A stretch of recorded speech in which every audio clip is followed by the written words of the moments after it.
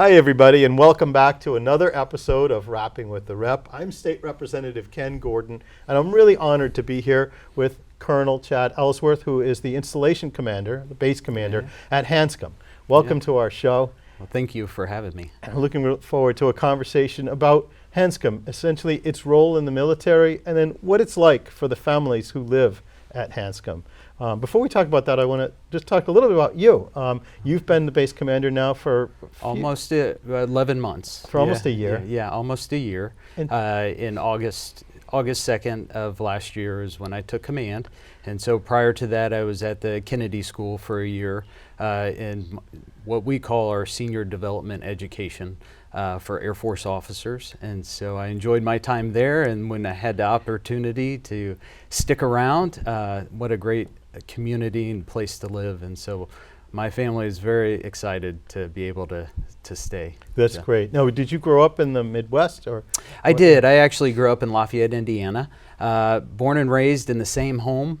Moved away for about 1 year, and then we moved back to our house that I was basically born into in Lafayette. And so my dad was a dentist, just retired recently a couple years ago, and so had a very stable upbringing. And so the fact that for now almost 26 years I've been moving my family every 2 years has definitely been a different path than what my family had, so. Your kids grew up a little differently than you grew up. Yes, my son just graduated college down at Virginia Tech. Congratulations. Yes, and so 22 years old, and he went to 9 schools in 12 years. So he definitely learned how to integrate into just about every community that you could possibly think of. And your daughter now is at Bedford High School, right? Yes, she's a rising senior right now. So what are your thoughts about that? There are many students who come through Hanscom and go to Bedford High. Once they get to the high school age, they go to the public school in Bedford. Until then, the base has 2 schools. Yes. Right.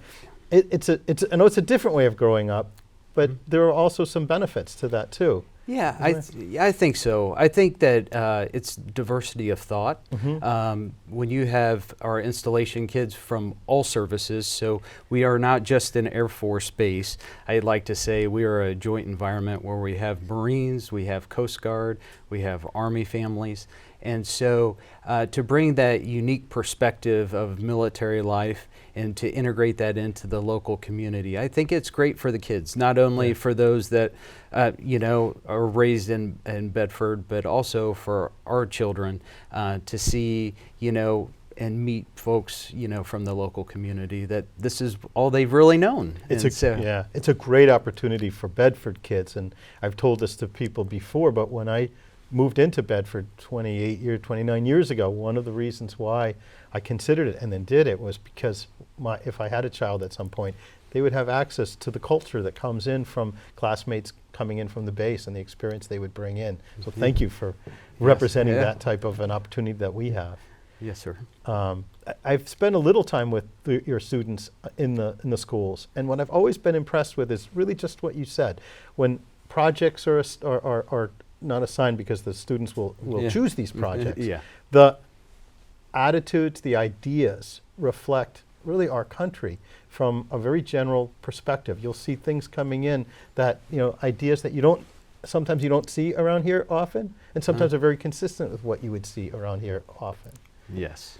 No, I would definitely agree. I think that, again, it goes back to the diversity. One of the things that many families on the base enjoy is as we travel around and we're assigned in different locations to learn about the history, and especially here with the Revolutionary War, a lot of our children get to see some of the sites and battlefields of the Civil War. So it's really neat for them to come here and live in this area with so much history, and really where the birthplace of America started. Part of the base is right in Concord. Yes. Right next to Lexington, and you've got the trail. Yes, matter of fact, if you walk out my front door and hop the fence, which I don't encourage people to do, you're right there at Paul Revere's capture site. Yeah. So tell me about your role as the installation commander. Essentially, you're responsible for the operation of the. Well, you tell me. All right. So essentially, Hanscom Air Force Base, like I said, is really almost a joint base in stature. We have the Massachusetts National Guard headquarters that is there. General Keefe runs that. And so we have about 10,000 folks that actually work or live on Hanscom Air Force Base, to include MIT Lincoln Lab, which has about 4,400 folks, looking at the research and development of those weapon systems that aren't matured yet, but looking at different national defense platforms of the future. And so my role as the Hanscom Air Force Base Commander is basically to support them. So I tell everybody I'm kind of like a town manager. That's the best way to explain it. Yep. We have our own fire department, we have our own police department, we have child care centers. And so, it is really about how do we best support those individuals that own the mission of Hanscom Air Force Base, which is basically acquisition, looking at sustaining and developing weapon systems for our country. And so the way I look at it is, how do we support those family members of those workers that are going, to do national security type taking care of issues, on a daily basis. And so we have about 730 homes on the installation, which we support about 2,600 families that live there, all year round. Right. And so that brings its own unique challenges. We also have an elementary school and a junior high school.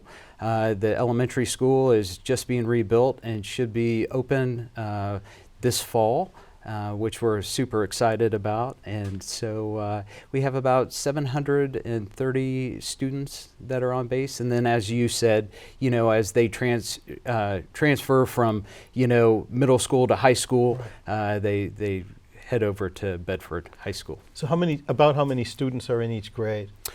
I couldn't tell you the exact, but right. It's about 300 in the 320 in the elementary, as well as another 400 in the junior high. Yeah, going back to the transitional nature of the families, I asked one of the principals a couple of years ago, well, how many students start as kindergartners at Hanscom and end up going through to the point where they finish 8th grade and then go on to 9th grade at the high school? And he said 0.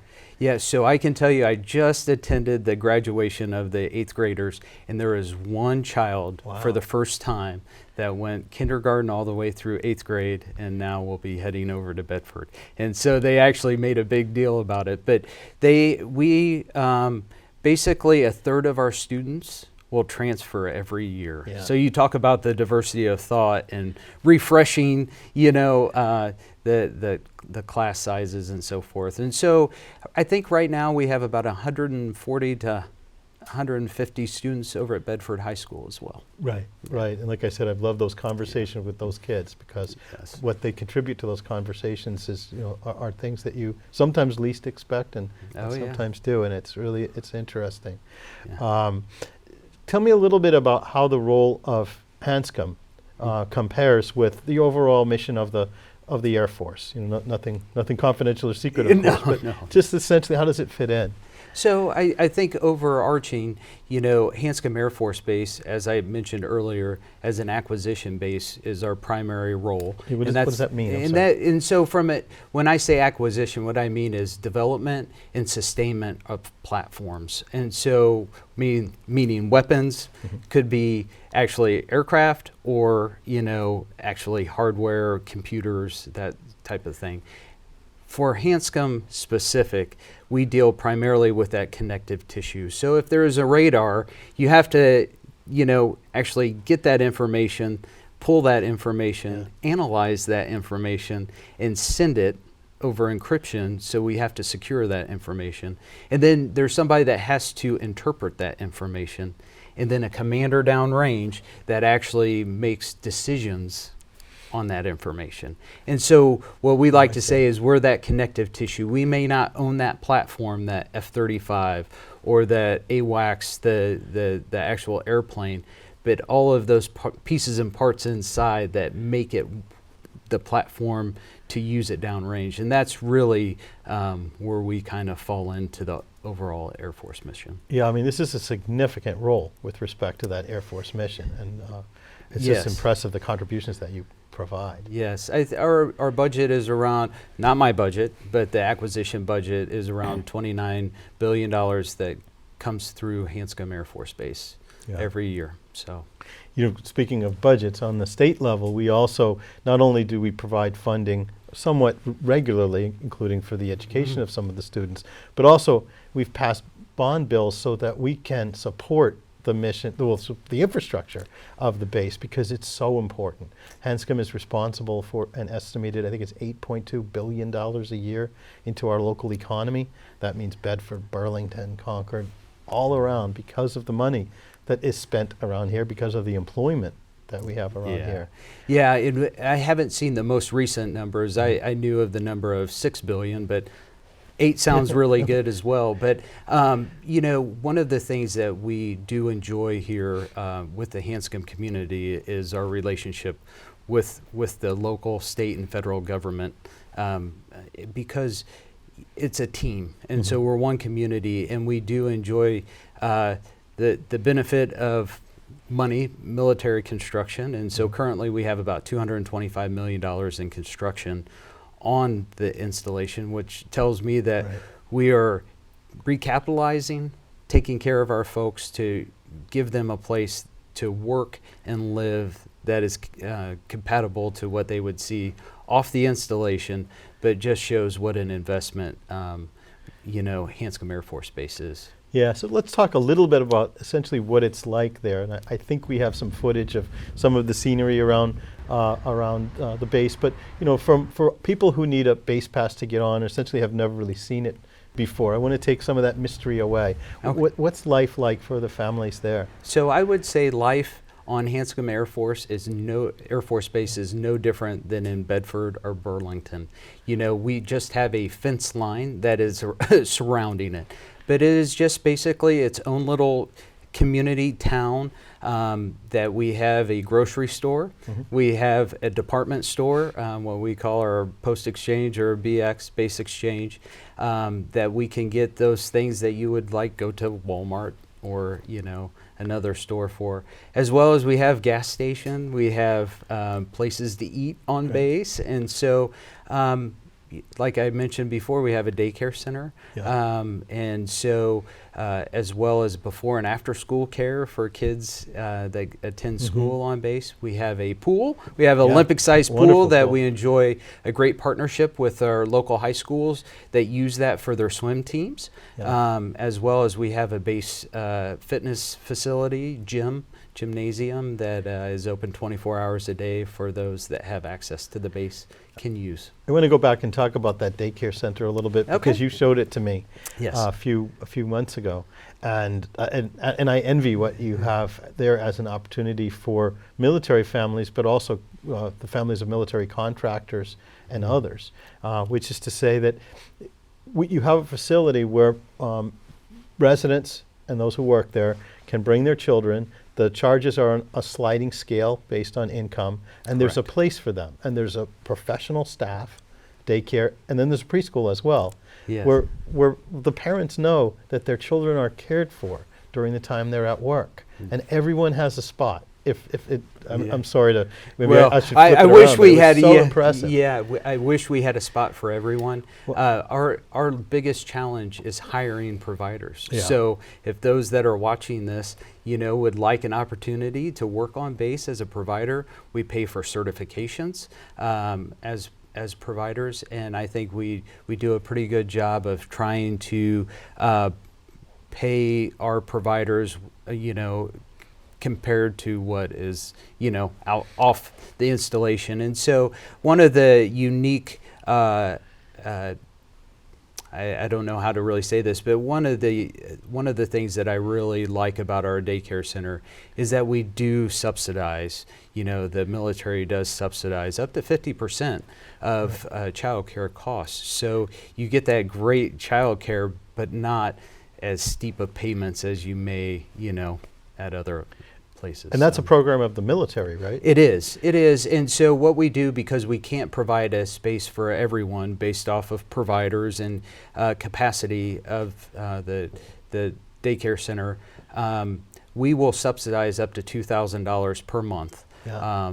If we have somebody that needs to go downtown, or in the local community, as well as we have a program, and so this is maybe of interest to some of your audience, is we will come out and certify your home, and then you can actually provide child care from your home, and we will provide Right. children that are looking for a place as well. So, Yeah, and that's really what I meant when I said Yeah. everyone has a spot. Yes. It may not be at that building Yeah. because of the staffing challenge, but there is a spot that someone can find. And when I asked you, when we were Yeah. taking that tour, I said, well, why? Is it because the military or specifically Hanscom has such an interest in children? And you said, if you don't mind me quoting you, Yeah. you said, well, we are interested in our children for sure, but we want our employees to be militarily ready and focused, and they have to know that their children are in a safe, nurturing place so that now they can give their attention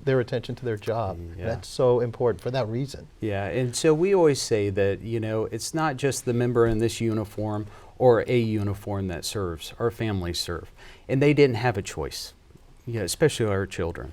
And so if we can provide, to me, it's a direct readiness issue of not only our military members, but our civilians as well that come to work and they know that, as you said, their children have a place, a safe place, and a place that is going to educate as well as just give them comfort that they're okay. And so it is important to me as well as the staff, on the base to make sure that that's taken care of. Right, and then the two schools that you have on base are operated by the Lincoln school system, right? They are, and so both schools are under contract from our DODEA through the Department of Defense Education, and so they actually work directly for them, and they go out, and so right now Lincoln County has had that contract for several years, and so a lot of those teachers have been there for many, many years, and so they love that mission of helping out. It is unique. We do not have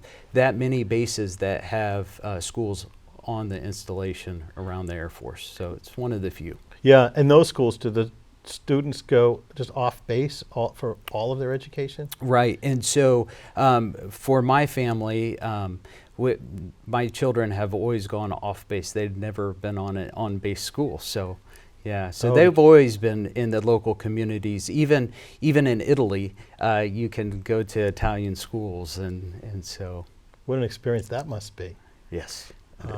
Do your children speak Italian as a result of that? No. Well, my son was in kindergarten, who has just graduated, so he did. I He see. did not, but he learned to speak French. So yeah. And I've got to ask your daughter now, who's at Bedford High School. How does she like school? She loves it.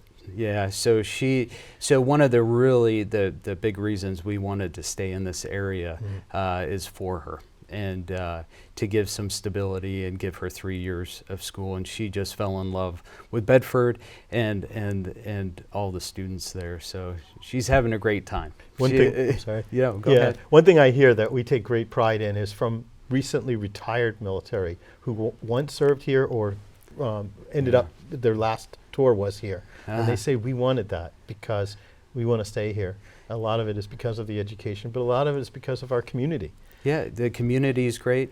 Also, I will tell you that the state of Massachusetts has one of the best veterans benefits packages as well. They really do take care of our veterans, and our close relationship with the VA hospital, having Hanscom right there is really important to us too, that those that have served are never forgotten. But speaking of, as you say, the support we have in Massachusetts for our veterans. This is one of the only states, I think, that has a veteran services officer, a VSO, assigned to every community, 351 towns or cities, so that veterans know where to go if they need help.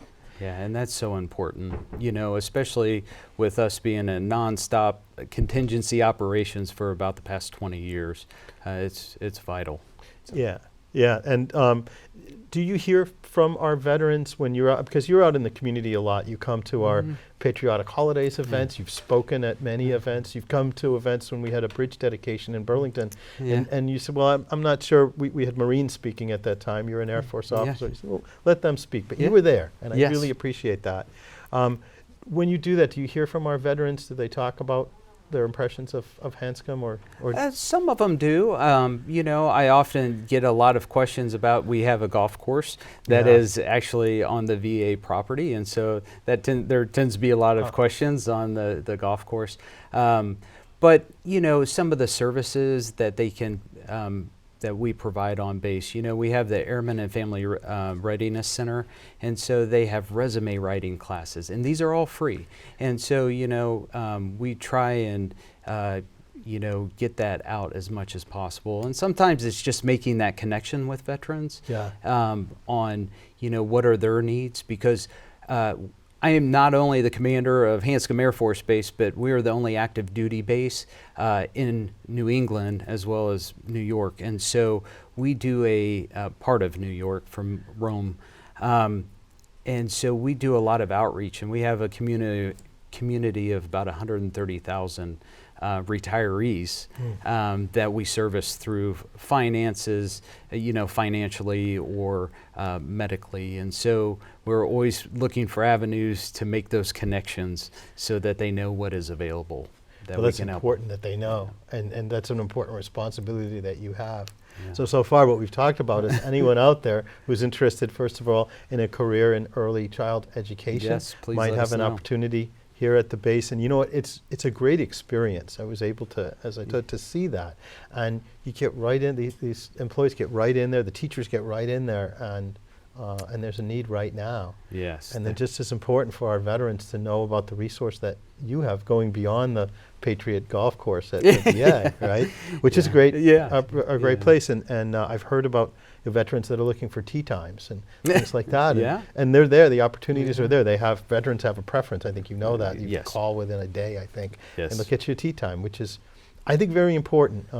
We've talked about the Skate for the 22 program started by two veterans here in Burlington, and their idea was, let's get veterans together to play hockey against teams from all different areas, and they play the police, the fire, they play the legislature. The idea is, you know, we do have a problem with mental health issues involving veterans, and so let's dedicate ourselves to that and watch for each other. And every veteran is welcome free. They don't have to pay for their uniform, their ice time. They'll teach them. And so the golf is just as important. Get a foursome together, talk to each other, and make sure everybody's doing well.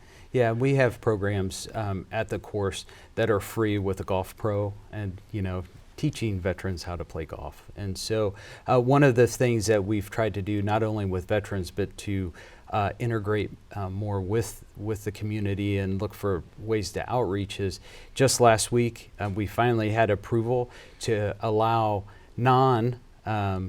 Department of Defense employees and veterans to play on the course. Now, of course, the preference would go to active duty and retirees, but that will actually bridge a gap. And I actually get a lot of questions about that from those in the local Bedford and Lincoln area, you know, as well as Burlington. The one that I get most often is the one that, like you said, the veterans still get the preference. If there are certain times that a person can get a tea time, the veterans have the first opportunity. So it doesn't take that away. It's just sometimes there are open tea times, and that will allow people to get to know each other. The one thing I would like to mention is not only do we need child care providers, but we have just about any job that you can think of available at Hanscom Air Force Base, from electricians to plumbers to scientists to engineers. We're always looking for wonderful people that want to be a part of the national defense and make a difference. And so we are open for business, and so we have several opportunities that we can provide, you know, through USA Jobs to get those.